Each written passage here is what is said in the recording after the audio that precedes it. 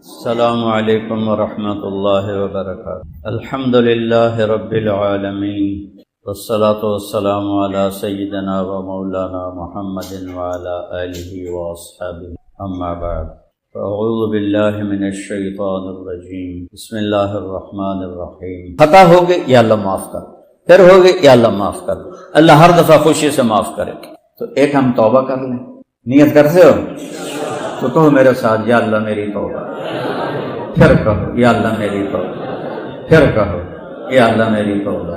لو اگر دل سے کہا ہے سب معاف، باقی تفصیل مفتیوں سے پوچھ لیں۔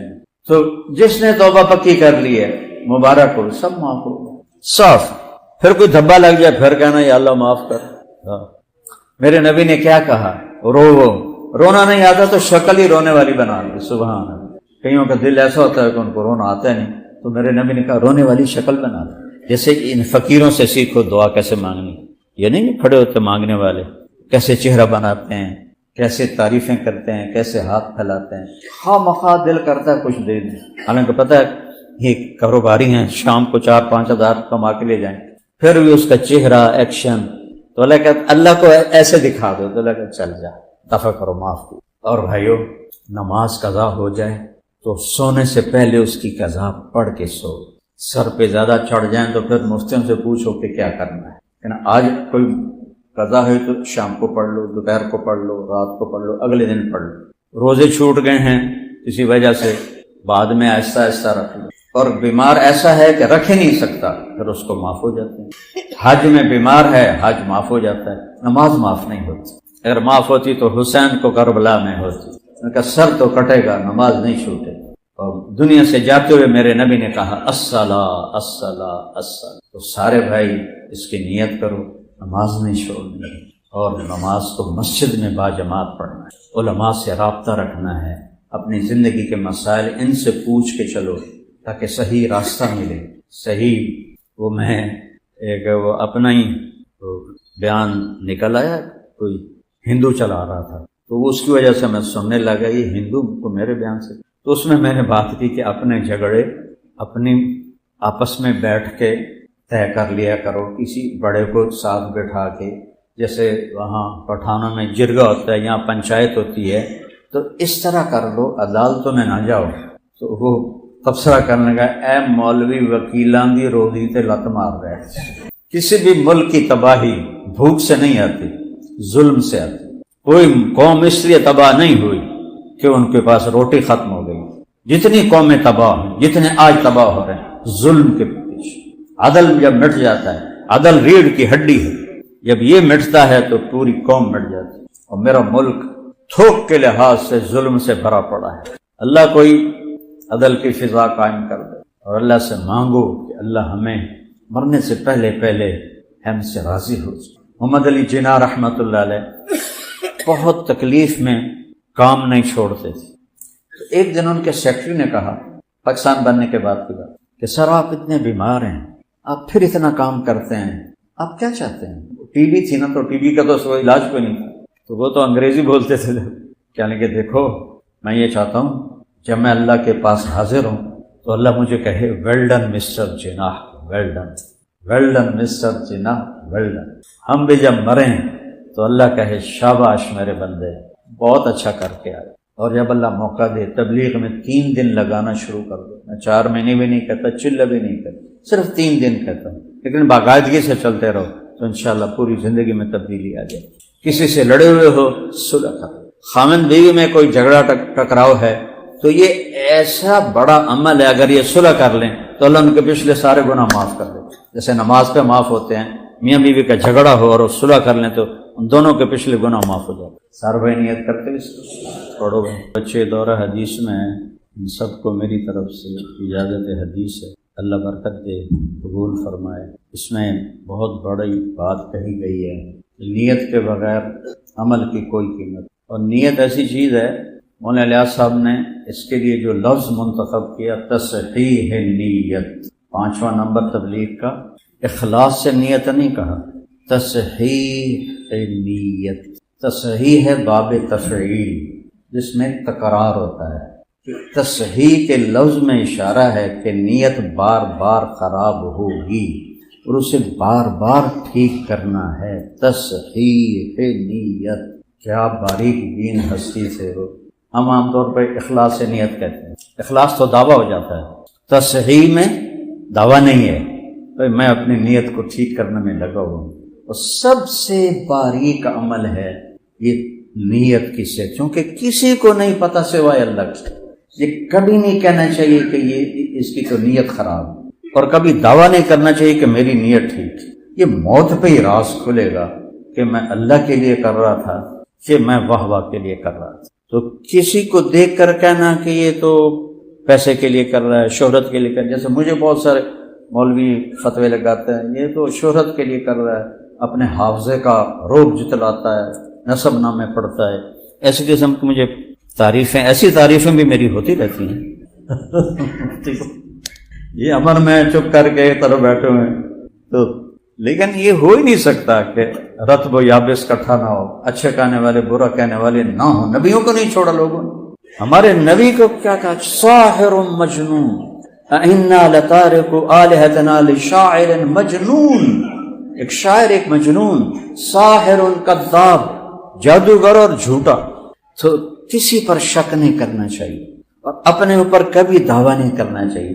یہ اتنا باریک عمل ہے کہ جو صرف موت پہ جا کے یہ راز کھلے گا کہ اللہ تیرے لیے۔ اس لیے میں تنہائی میں بہت روتا ہوں کہ آپ سب کے لیے میں قسم اٹھا سکتا ہوں کہ آپ اللہ کے لیے آئے بیٹھے، لیکن یہاں بیٹھنے والا قسم نہیں کھا سکتا کہ وہ اللہ کے لیے بات کر رہا ہے۔ پتہ نہیں اپنی واہ واہ کے لیے کر رہا ہے، یہ مولوی آدم کو خوش کرنے کے لیے کر رہا ہے کہ میں ان کی والدہ کی تعزیت کی جائے، اس لیے اس کا کچھ دعویٰ نہیں۔ یہاں آنے کے بعد کوئی دعویٰ نہیں۔ یوسف بن حسین ایک بہت بڑے محدث گزرے اور بہت بڑے خطیب گزرے، موت کا وقت آیا تو رونے لگے، یا اللہ ایک میرے پاس دیانت ہے، ایک میرے پاس خیانت ہے۔ دیانت تو یہ ہے جو میرے اور تیرے بندوں کے درمیان ہے کہ میں نے انہیں تیرا پیغام صحیح صحیح سنایا ہے، اس میں کوئی کھوٹ نہیں، اور ایک میری خیانت ہے جو میرے اور تیرے درمیان ہے کہ میں تیرے حق میں خیانت کرتا رہا ہوں، میری دیانت کے بدلے میری خیانت کو معاف کر دے۔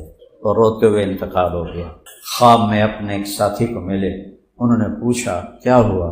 کہ اللہ نے مجھے کھڑا کیا اور پوچھا یوسف موت کے وقت کیا کہا تھا تم نے؟ تو انہوں نے کہا یا اللہ میں نے یہ کہا تھا، ایک دیانت ہے کہ لوگوں کو تیرا پیغام صحیح پہنچایا، ایک خیانت ہے کہ تیرے ساتھ معاملہ ٹھیک نہیں رکھا۔ کہا یوسف تیرا یہ ایک بول مجھے اتنا پسند آیا کہ چل جنت میں چلا۔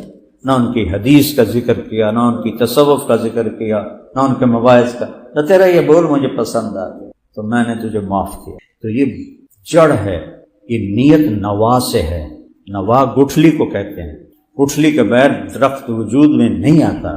یہ حنفیوں نے تھوڑی سی وہ نکالی شیخ کہ بھائی چلو اجر نہیں ملتا پر عمل ہو جاتا ہے، لیکن میں امام شافعی کے ساتھ عمل بھی نہیں ہوتا، اجر بھی نہیں ہوتا۔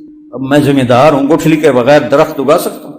آموں کے باغ ہیں تو پھو کر کے آم کا بوٹا کاٹ سکنا، گٹھلی کے بغیر تو درخت نہیں ہوتا۔ نوا کا مادہ، نیت کا مادہ نوا سے ہے، نوا گٹھلی کو کہتے ہیں۔ تو یہ لفظ بتا رہا ہے کہ نیت کے بغیر وجود نہیں ہو سکتا۔ باقی اللہ کرے حناف کی بات صحیح ہو کہ کم از کم حاضری تو ہو جائے، لہذا میں ان کے ساتھ ہوں، عقلاً میں امام شافعی کے ساتھ، عقیدتاً ان کے ساتھ۔ تو اپنی نیت کو تصحیح ہر وقت ٹھیک کرنا، ہر وقت ٹھیک کرنا۔ ایک لمحے میں تو ہاتھوں سے نکل جاتی، ایک لمحے میں، تو لہذا ہر وقت تصحیح تصحیح تصحیح تصحیح، یہاں تک کہ موت آئے اور ہم اپنی نیت ٹھیک کرتے کرتے اللہ کے پاس چلے۔ تو سارے نیت کرتے ہیں نا بھائی، درود شریف پڑھو، اللہم لک الحمد کما انت اہلہ وصلی علی محمد کما انت اہلہ وفعل بنا ما انت اہلہ انک اہل التقوی و اہل المغفرہ اللہم انا نسألک الہدی والتقی والعفاف والغنی۔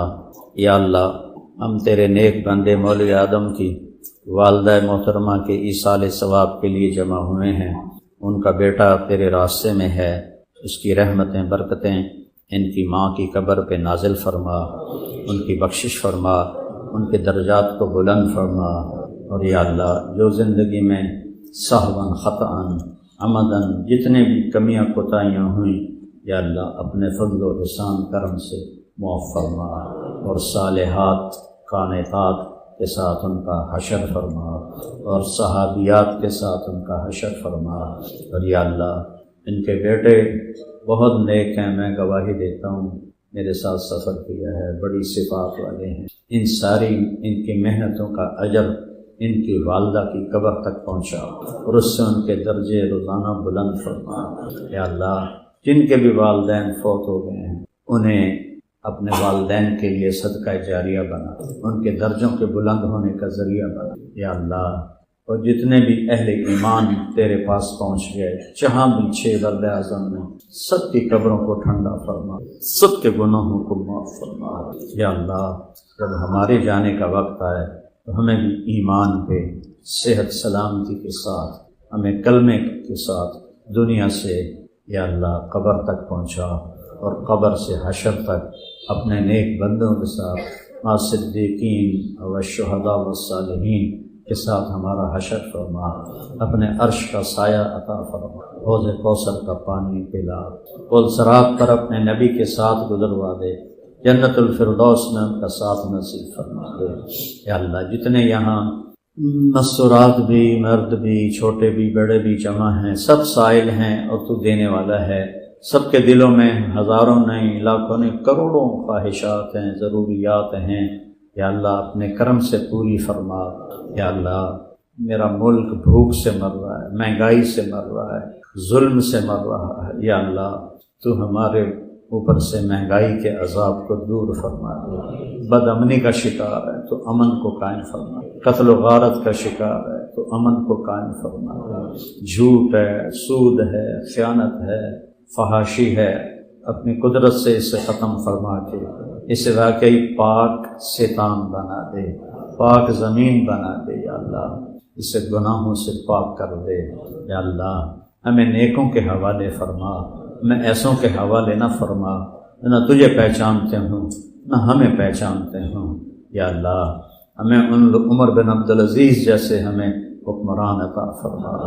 یا اللہ جن کے لیے پرچے گر گئے کہ براءۃ من اللہ لعمر بن عبدالعزیز من النار، یا اللہ تجھے آج بھی قدرت ہے، یا تجھے آج بھی قدرت ہے پورے معاشرے کو، پوری امت 57 ملک تباہ و برباد ہیں، یا اللہ اپنی رحمت کو اتار دے، اپنے کرم کو اتار دے، سارے ملکوں میں نیک حکمرانوں کو حکومت عطا فرما، سارے ملکوں میں جو جھگڑے فساد لڑائیاں ہیں ان کو امن میں تبدیل فرما، جو دکھ درد ہیں جو دشمنوں کا گھیرا ہے، یہود و نصارہ نے ہمیں گھیرا ہوا ہے، چیونٹے کی طرح ہمیں مار رہے ہیں، یا اللہ ان کے ہتھیار سلب فرما دے، ان کی قوت کو پاش پاش کر دے۔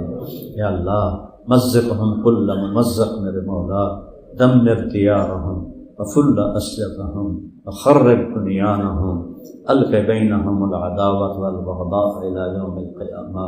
یا اللہ آمنا فی اوطاننا، آمنا فی اوطاننا۔